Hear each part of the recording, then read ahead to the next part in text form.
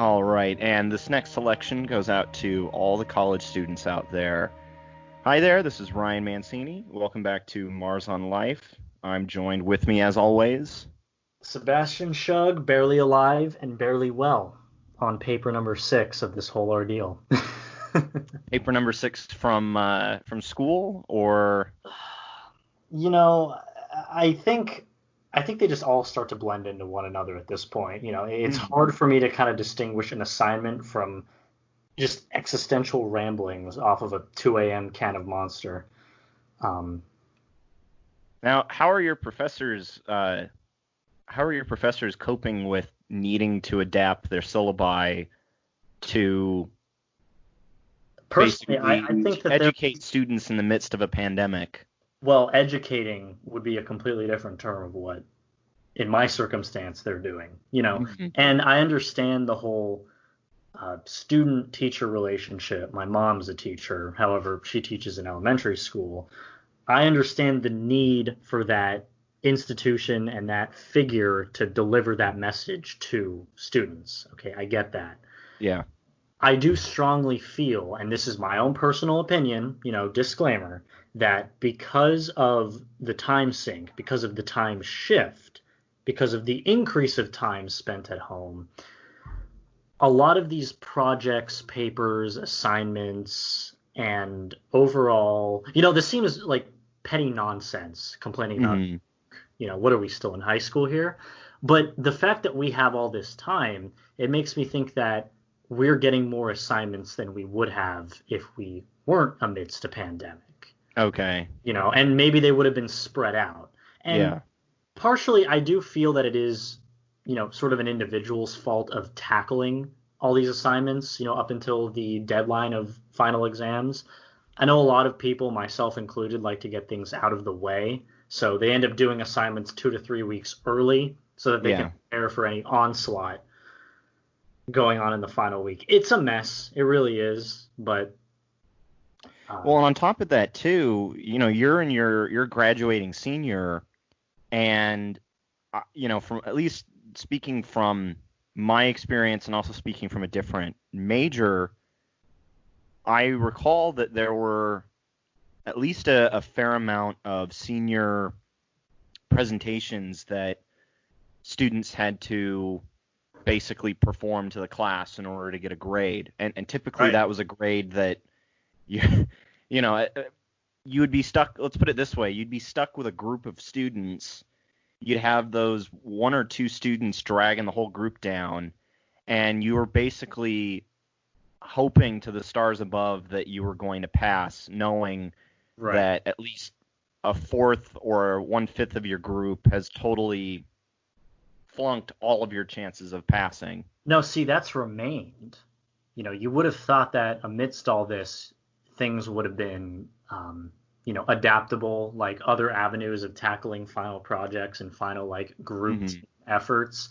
Hmm. No, that's all stayed. It's just now done over Zoom. So if you can imagine a performance of 4 to 5 people, all varying degrees of bandwidth and internet connection coming together and portraying a scene that half the class can't even listen to, or the other half of the class can't even bother to listen to because they're muted and have their video off, doing God knows what.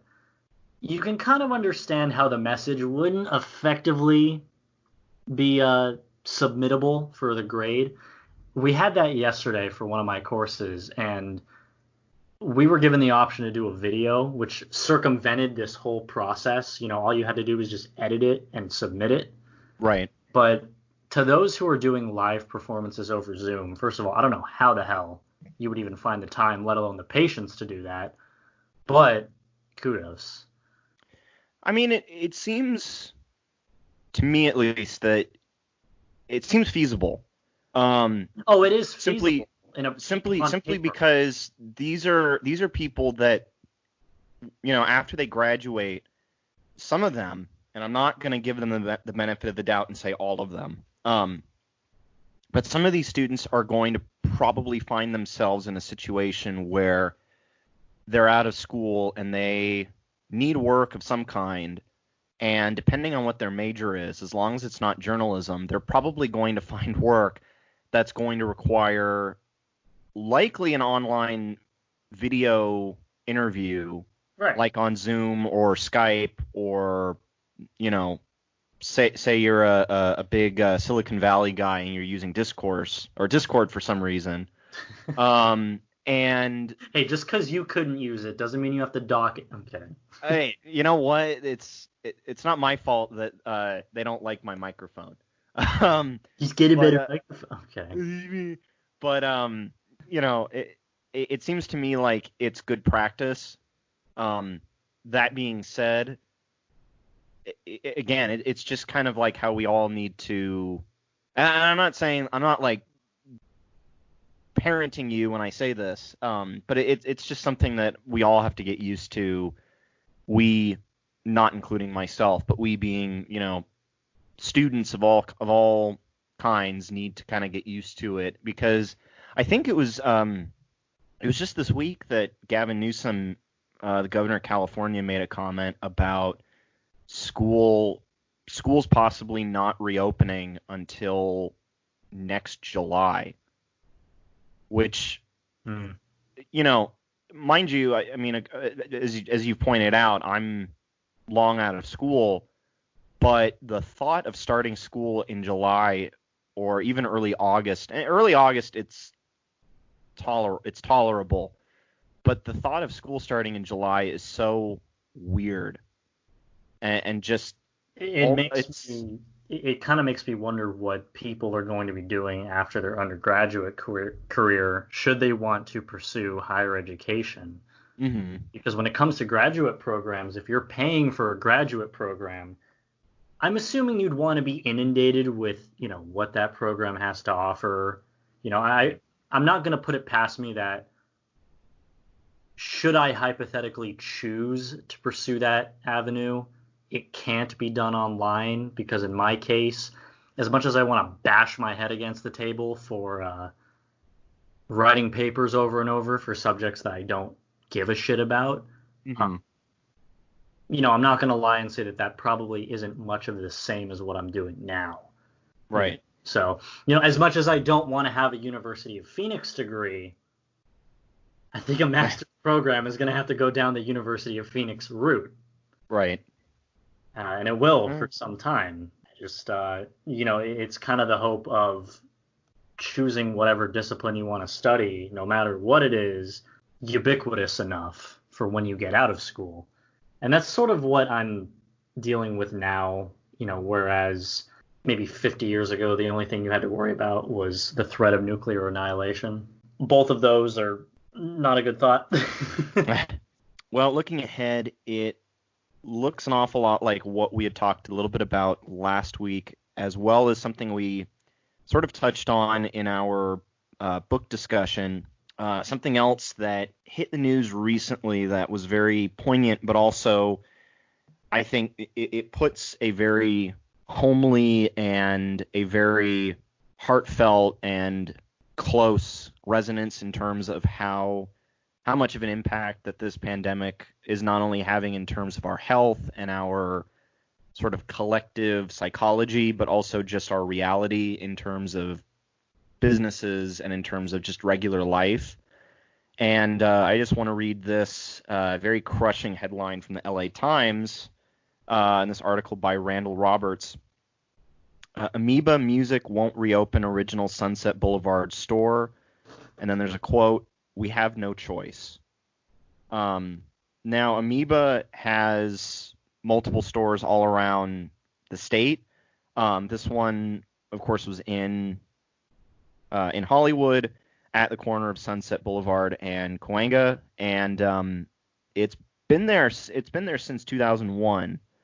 And in a lot of ways, it's been almost, in a weird way, it has that kind of last bookstore feel to it, except regarding music and even other things as well, like movies and pop culture. Now, have you ever had a chance to go visit Amoeba? I have not, actually. Okay. As much as I know where it is located, my thoughts on Amoeba are unfortunately centered around the characteristics of people that I've known in the past who Right. frequented Amoeba. And to put it bluntly, those people archetyped stereotypes that were kind of those that were best left in the artistic pretentious bubble, should I say. Ah, okay. As much as I would, like to classify Amoeba as being the last bookstore of music, as it probably is enshrined in being such, Mm-hmm. um, I can't help but think, but every sorority girl with a Crosley and an inkling of dyeing their hair could ever step foot in there and completely just encapture the atmosphere of what it is versus what it was supposed to be. Mm-hmm. I feel like a lot of, pseudo artistic types would more often than not gaze upon Amoeba and be like, oh, end of an era, man. I used to go there all the time and this, that, and the other thing, and just hold it on such a high pedestal. And it's like, if you're only, and this is going to tie into the artistic discussion, see where it comes back. If you're only looking on it as, a saddening emotion simply for the aestheticism of what Amoeba represented, then like you're looking at it not so much for the wrong reasons because art is subjective. Okay. FBI opens my door, breaks down my door more like. But it's like, I feel like the respect of Amoeba is clouded in just sort of bullshit aestheticism brought on by suburbanite 20-somethings. And as much as I would want to appreciate this, or not appreciate, but look upon Amoeba and accept that it is closing and, kind of shed a tear with the rest of the bohemian populace, the people that I've known have kind of prevented me of doing that because it's always, like I said, it was always looked upon to me by other people as being just pretentious. And it is kind of a sad robbing of emotion because I really wish I would have Yeah. inundated myself into that culture. I'm not saying that people can enjoy art in their own way, but when you start to become preachy about it, post about it on Instagram, say, proclaim that you have XYZ better taste in music than our Prometheus, then disenfranchises it a little bit. I don't know if Right. you've experienced that, but I certainly have, and it's definitely played a key role into how I interpret avenues like Amoeba and the Last Bookstore and many other bohemian outlets that I'm sure I can mention but just can't think of off the top of my head. I mean, I definitely get where you're coming from in that if you're somebody who hasn't been there and you unfortunately know the wrong people that would definitely, I guess, make the best use of Amoeba in terms of their own either. I like maybe self-identity or image that they're trying to portray in being that quote unquote musically cultured individual, Mm-hmm. whereas all one does is smoke dope and listen to records all day. I mean, it's the uniqueness that really kind of emphasizes the non-uniqueness. Yeah, I get what you're saying just because before I had ever gone there, because I've been, and I here's the thing, it's bittersweet, but at the same time, there's supposedly, at least, well, I say supposedly, at least by this fall, there will be a new location. So it's not really the death, it's the death of Amoeba as we knew it, but that doesn't mean it's the death of Amoeba. Like, that's just it, is that Amoeba is still going to exist. And like I said, there's the store in Hollywood, there's other stores in the state of California. So it's not like as though Amoeba is totally going away. Right. What's ultimately the tragedy here is the location itself is so classic and so Historic. Sunset Boulevard and historic that the idea of it going away, and honestly, it's like any Los Angeles landmark. You don't want to see it go, but if it needs to, it needs to. I mean, I think that's just it, is in terms of something that anything like class, race, age, gender, whatever it may be, Amoeba it drew in a lot of different people across several generations, across an infinite number of musical tastes. And I'm speaking as somebody who's been there. Before I had ever been there, I knew a lot of people that had been there, but they were kind of exactly the same kind of people you were describing. And that put me off from wanting to check it out because I thought, you know what, I'm not a record person. Yeah. I listen to everything. And you would never want to, embody the person who does as a means to fitting in with the crowd, because then it's just disingenuous. Right? Well, I'm one of those people where I don't live with the maxim of being one with the crowd. So to me, yeah. I would treat, and the way I treated my first trip to Amoeba was like an experiment. And I went, and of course, let's face it, you're going to look around and see a lot of amazing music from everybody that you know, and then some. I mean, I was shocked that they had vinyl records of not just music that we know it, whether it's hip hop, classic rock, and all different kinds of artists, from Bob Dylan to Taylor Swift to Glenn Frey to whoever, the Beatles. But then there's like a whole area dedicated to classical music, film scores. I remember finding an Empire Strikes Back score and totally geeking out over it, of course. I didn't buy it, though. And, of course, they have shirts. You can get VHS copies of films. I mean, it's in a lot of ways, it's just all of these generations kind of coming together and providing one of the best reciprocals of pop culture of the last, the last century. It's the generational pop culture safe haven for the people who haven't so much as wanted to leave their childhoods, but it's more so a rediscovery. At least that's how I put it, because that's a facet of it for sure. I mean, because if you have people that are younger than, like, in between our ages going there, it's probably out of either nostalgia for, like for example, if I went there now, I'd probably be buying, like, I don't know, a David Bowie album or a Beatles shirt. Like it's basically about just finding that niche for yourself and then maybe finding something else. No, right. But I think what it kind of further means to draw on that point, depending on who goes and of what age bracket, and I certainly don't mean to gatekeep, but it kind of does help my point when I say this.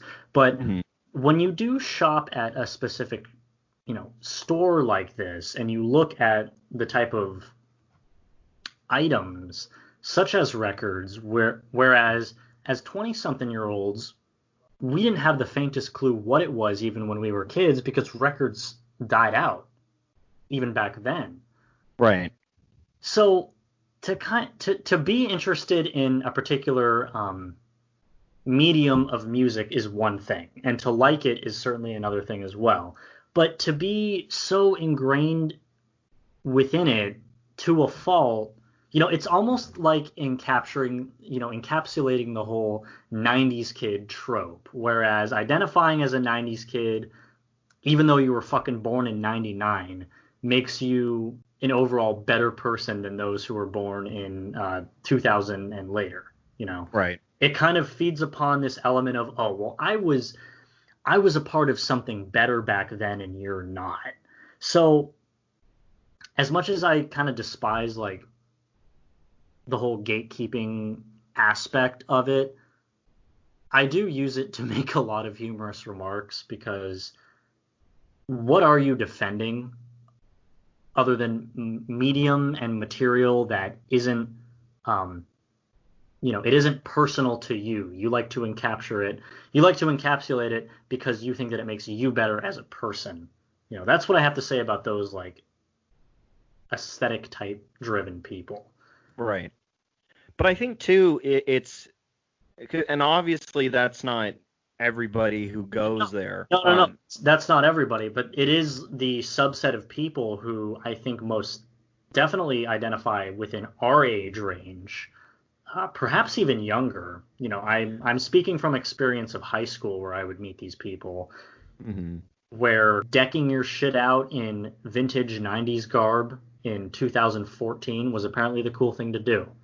Right. Okay, Right. but Well, and I think too there's multiple I think there's multiple things to be said about that. One, and I say this as somebody who, I mean, you know me, I listen to a lot of classic rock. That's not me kind of right. fawning over But a bygone era, but you it's don't me establish your thinking our best personality. days are behind us. But you don't establish your whole personality around it, do you? No, and the funny thing is, when I was in junior high, I remember explicitly um, people claiming that I was like that, and I would basically say, "This stuff is good. I don't know what your problem is." And I think, on top of that, when it comes to why people would go there just at all in terms of getting music, whether that's in a CD format or a vinyl format, or they're going to pick up a book. They had a whole bookstore section.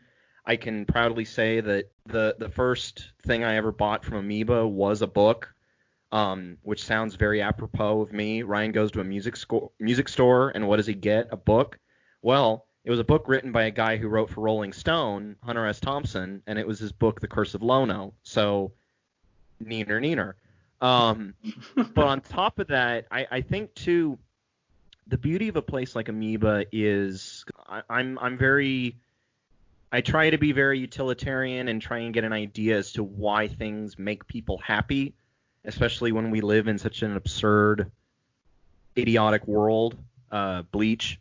Um, it's kind of like when you're our age, when you're in your 20s, or if you're a millennial, whatever you want to call yourself, you go to a place like Amoeba because there's nothing else like it that you're aware of. I mean, obviously, I made the analogy of the last bookstore of music, which there's a lot of similarities there when you think about it.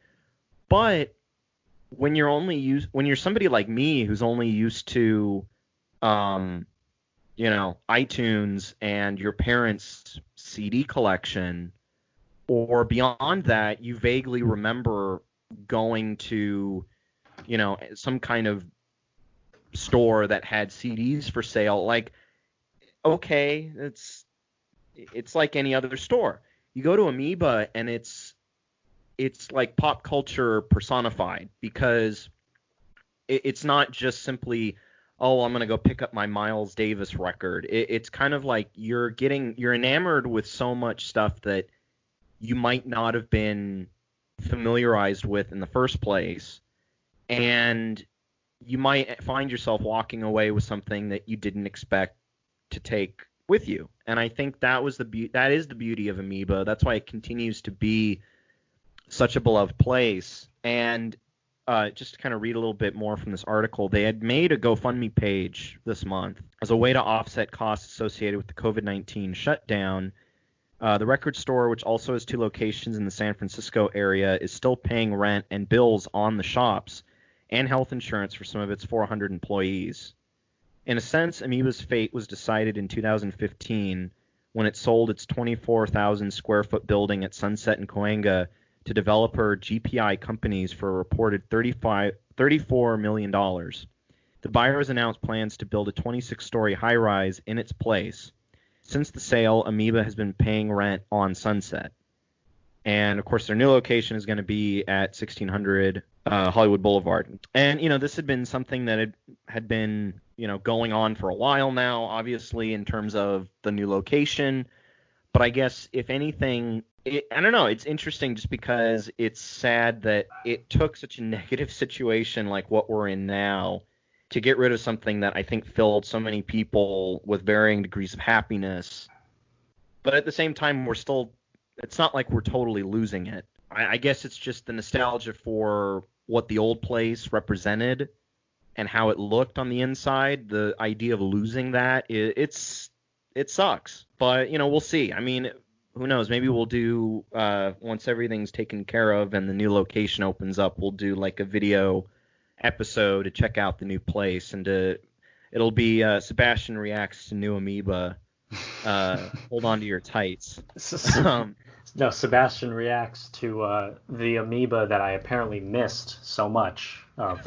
Another topic that I wanted to bring up with you and I don't know if it's something you've kind of committed yourself to while in quarantine, but it's something that I've done every so often. Maybe it's my own sense of over-exaggerated reality, It's probably mirroring my boring reality, but those realities are still technically the same, is plague entertainment. I guess is the easiest way to describe it. Now, I know this is something that has kind of been permeating with a lot of people, at least people that I know, mutual friends of ours, where they'll watch things like Outbreak, the 1995 epidemic film that came out regarding the Motaba virus, I think it was called in the movie, which was basically a made-up virus that infects an entire town in Northern California. Beyond that, there's other films that I know people get obsessed with, like there's Contagion, which apparently Contagion is getting a new life now, where a lot of people are rewatching it, probably more so than when it came out, or at least as many people are seeing it now as the people that saw it when it came out, which is still a lot of people. And then also reading books about various epidemics and plagues, whether it's about the Black Death, whether it's history books talking about the Spanish flu of 1918, or even if it's fictional accounts like I've mentioned Albert Camus' The Plague. Right now I'm reading Philip Roth's final book, which is called Nemesis, which is about a polio outbreak in the 1940s. And I guess my kind of question to you is, do you think this is kind of a healthy way to approach coronavirus while we're in quarantine, is not necessarily inundating ourselves with the news, because God forbid people do that, and Lysol and Clorox to tell us to take better care of ourselves, or we inundate ourselves with entertainment that relates to our circumstances at the moment, even if it's exaggerated. Well, in the words of Jerry Seinfeld, if I wanted to watch a boring movie, I have my life. So when it comes to media that I had to move the microphone away from me so I could silently laugh because that was good.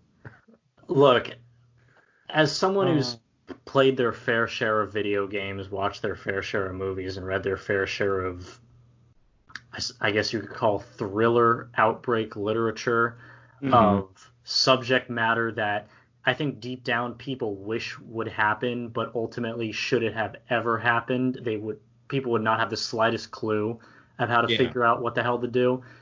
I feel like it puts people in a false sense of security having it depicted in one way or another, because they think, oh, well, that's the guy I'm turning to when this whole thing goes to shit and I'm out there scrounging remains for fucking cash.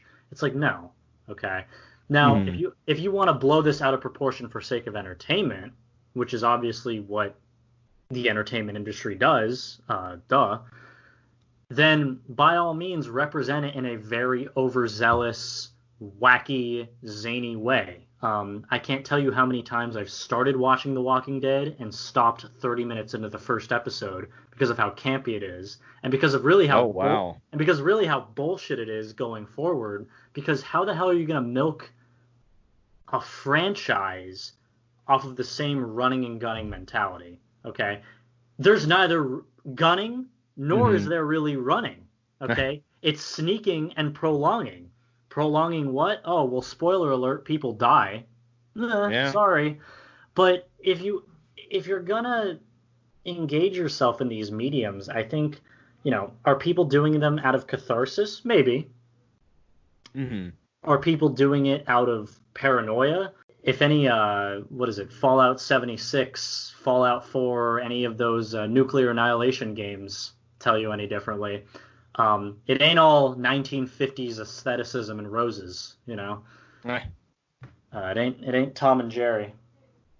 But Yeah, no, like what are people? I think my counter question to you is not so much what people are gaining out of it, because I know that they're gaining enjoyment, but what are people seeing as the grand result to engaging themselves in these media, mm, as opposed to just kind of living as of now? I know that we do need a break from reality, because in reality nothing is happening, as opposed to what's being showcased on the news.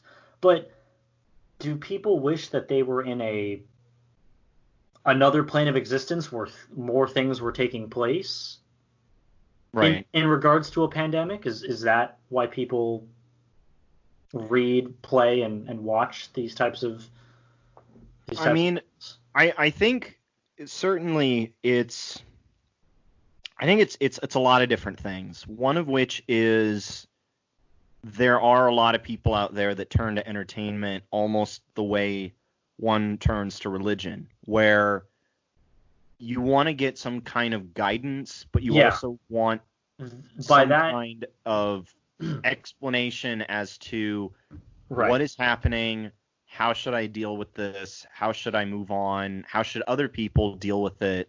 Now, mind you, I totally enjoyed the schlock of Outbreak. It's in a lot of ways, it's like if the movie Twister had a cousin that was a little off the rails. But then you have something like Contagion, which arguably is much more sobering and much more closer to what's really happening. So much so that, who's on TV all the time? Sanjay Gupta on CNN. Well, who has a big interview with Lawrence Fishburne in Contagion? Sanjay Gupta. That movie is 9 years old. So in a lot of ways, people are getting something out of more sobering material that I want to think it's education, because speaking for myself, that's kind of what I'm doing. Is I want some sense of, okay, how have people around the world dealt with plagues before? Most notably, the most recent one, which, if we're talking global pandemic, I'm going to rely on the one from 100 years ago, largely because that one is so forgotten. And on top of that, it may have arguably changed so much of world history, and yet we never think about it. Like World War II may not have happened had the then president of the United States during World War I, and also Spanish flu victim Woodrow Wilson, he had he not been sick, there's a chance World War II may not have happened in terms of building the League of Nations. Donald Trump's family could have been differently affected by the Spanish flu had his grandfather not died from it. And mind you, Woodrow Wilson survived the Spanish flu, but he was also riddled with health problems, including a stroke that ultimately led to his wife Edith practically becoming president for a year. But then on top of that, when it comes to literature, whether it's Philip Roth or Camus, I think it's just getting a sense of these are men and women that are trying to document what the conditions are like during a plague of any kind. And I would argue they're laying the groundwork for what we need to do at this time in documenting what's going on, because I think that's something that if the internet were to crash, I mean, how the hell are we going to document this period? Well, if the internet is going to crash, I can tell you that it's not going to be like any sort of open world action RPG with zombies in it. As much No. as someone would like to believe that it would be, and as much as someone wants to believe that the intuition garnered from these types of mediums would save their asses in an actual apocalyptic setting, probably won't, you know? And that's why I kind of, I'm not going to say that I'm an absolute purist when it comes to separating various types of mediums from reality, because, like yourself, I do like to identify myself as a creative. And maybe it's just a part of growing up, but I cannot see myself being detached from the world for sake of entertainment, even if it is representational of, a greater pandemic, because I know that the mediums that are representing this pandemic or representing facets of this pandemic, whether it be through outbreak or annihilation or global extinction, is going to be grossly over exaggerated. So, Right. As important as it is to know what the coronavirus is doing to people in the news and the death toll that it has taken, I can't see the direct correlation between something like this and Outbreak, other than Outbreak has more of a fear-driven aura surrounding it. Myself, Right. I can walk into Walmart and not see anyone with so much as a coughing fit. Okay. Yeah. Again, it's nice to over-exaggerate, over-hyperbolize things in media. But when you wish that it could be more like, when you wish real life could be more like the media that is being portrayed or takes reference from, honestly, for me, I have to kind of establish that boundary right there, because all it's going to do, hopefully, to those not, hopefully this won't instill this in those with, a capable mind, but hopefully it won't cause unnecessary paranoia and panic. Right. Oh, it's just like a video game. It's just like the movie. And it's like, what? And that was what a lot of people. That's what we don't want. Okay. That was what a lot of people were doing when a lot of this started. I mean, I Right. still remember, and of course it's only been, we're getting close to 2 months, but I still remember the early days, that first week alone, where people were sharing the meme of the guy holding a sign that says, "I don't like this Black Mirror episode." And I think that's just it, is because of culture, because we've overly inundated ourselves and desensitized ourselves to literally every worst element of society through our entertainment, when that reality ultimately becomes reality, then we're like, oh, I don't like this anymore. And it's like, well, you've become so obsessed with it. Guess what? Now you get to have it. And I think that's just it. Is yeah. It's the double-edged sword that people don't want to confront, because in the end they know that any kind of media representation is so grossly over-exaggerated to the point that if they personify themselves in that, they would have to face the reality of, oh shit, well, here's an actual deathly consequence. right. And that's just it too with, and this is something that I'm brave to admit, when it comes down to the plague or even reading about the Spanish flu, the fact of the matter is you're getting a much more severe reaction. You're getting a much more severe outlook and a much more severe response to these diseases, because the Black Death, the bubonic plague, you're probably going to die. If it's Motaba virus from Outbreak, you likely will die. Coronavirus, that's just it, is we've arguably gotten a virus that is not, it's not like what we see from history or in the films. And it's not like polio either. But all that being said, we were told early on that, this is something that has a more likely chance of affecting people who are older, as well as people with who are immunocompromised. But we've since learned that this could affect everybody totally differently. And it does kind of put a new outlook on, how much of the culture you've surrounded yourself with as a kid, with disaster films of all shapes and sizes, how much of that would you actually be willing to go through? Because even though, you had World War I going on during the Spanish flu, and in terms of something fictional like Outbreak or the Plague, both of those were isolated to one area and one area alone.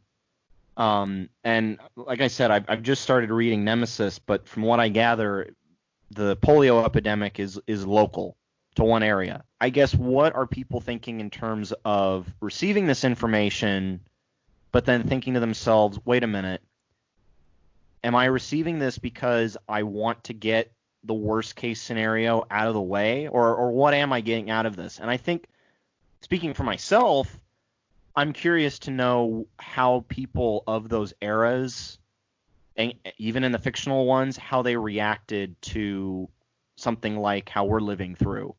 And I say that as somebody who wants to learn from history.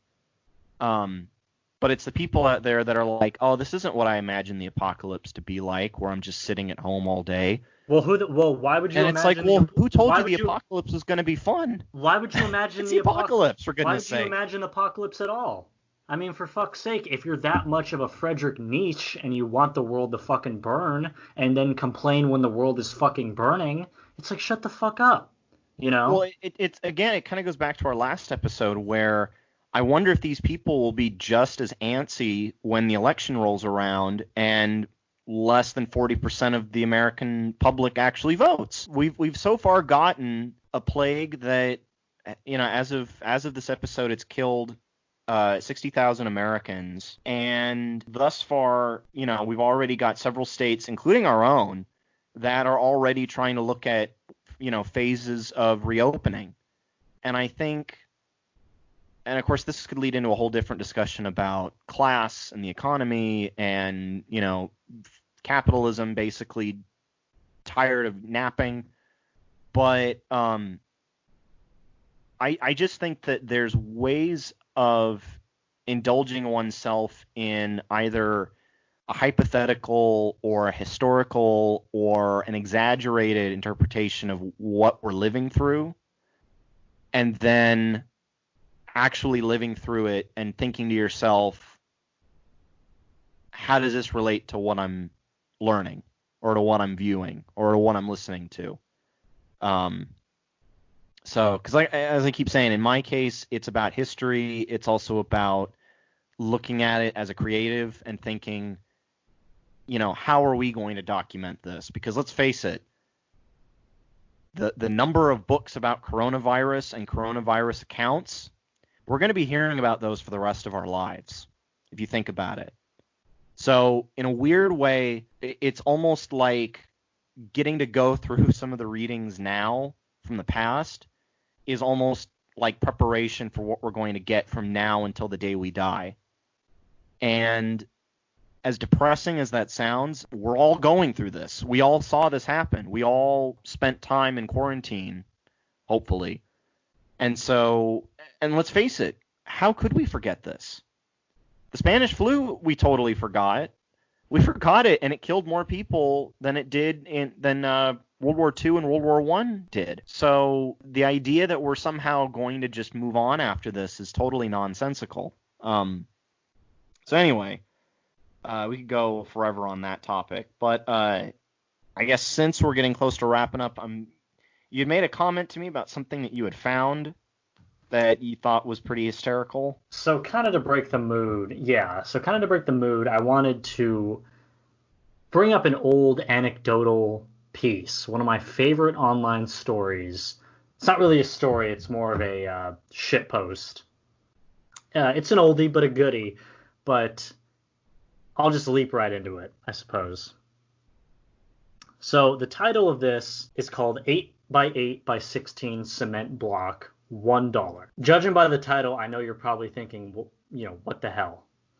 But to brighten the mood, this was posted on Craigslist in 2007, August 12th. I have approximately 275 to 300 cinder blocks for sale.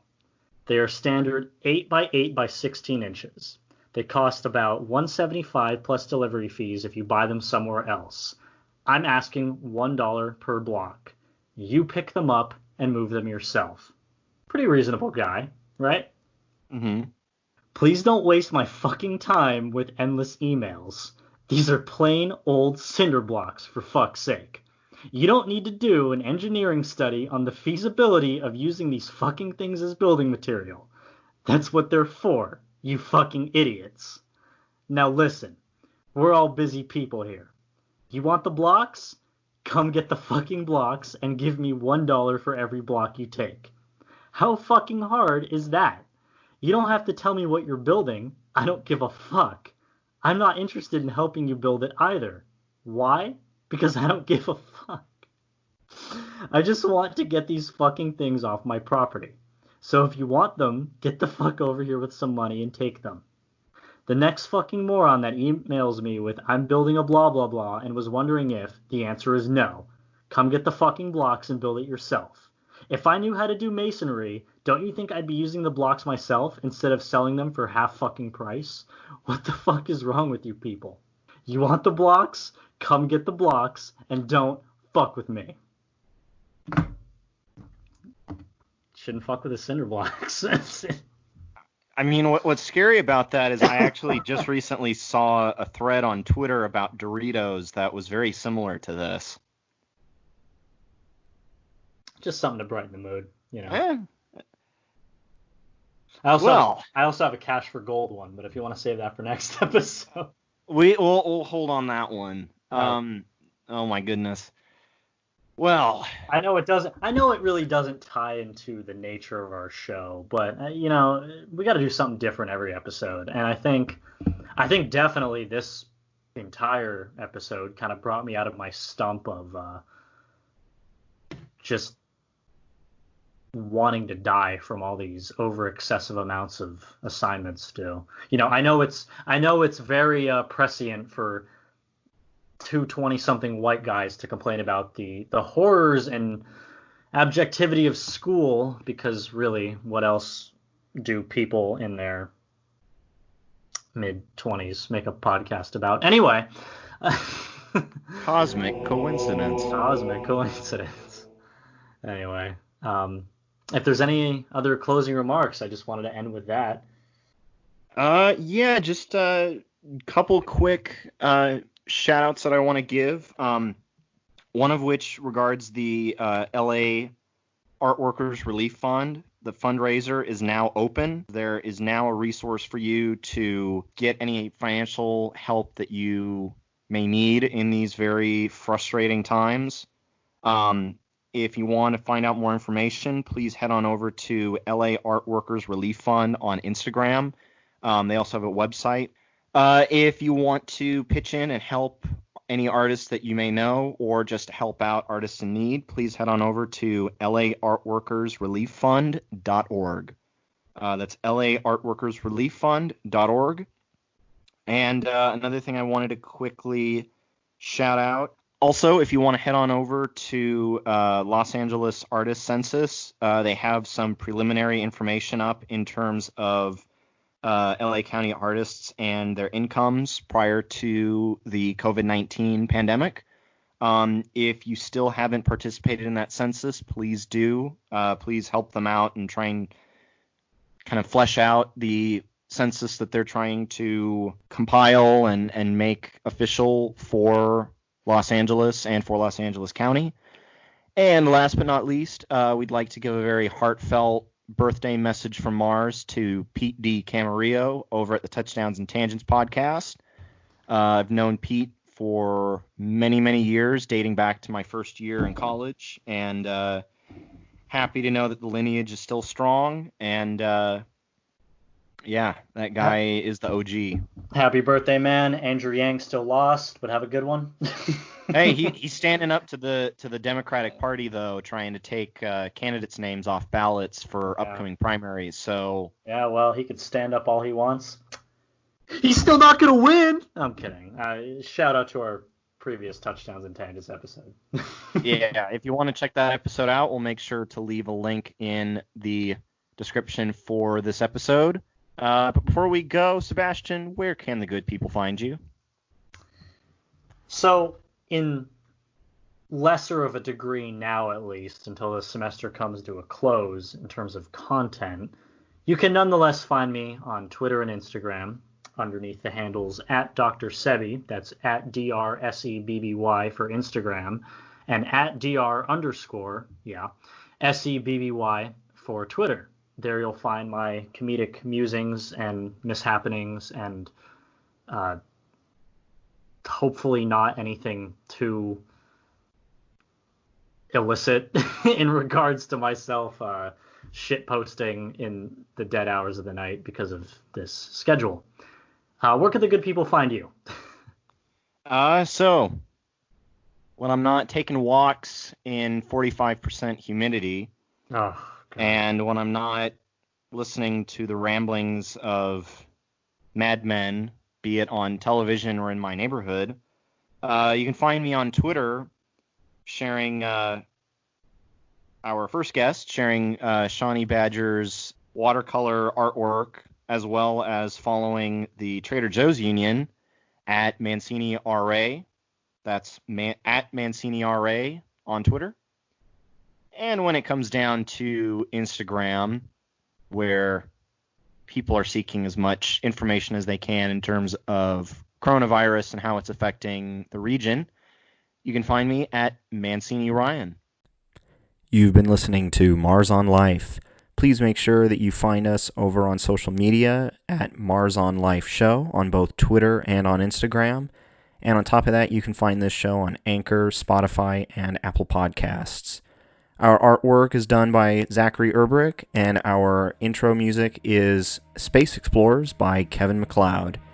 I've been Ryan Mancini. My co-host, as always, is Sebastian Shug. And just remember, if you keep on going, you'll make it to Mars.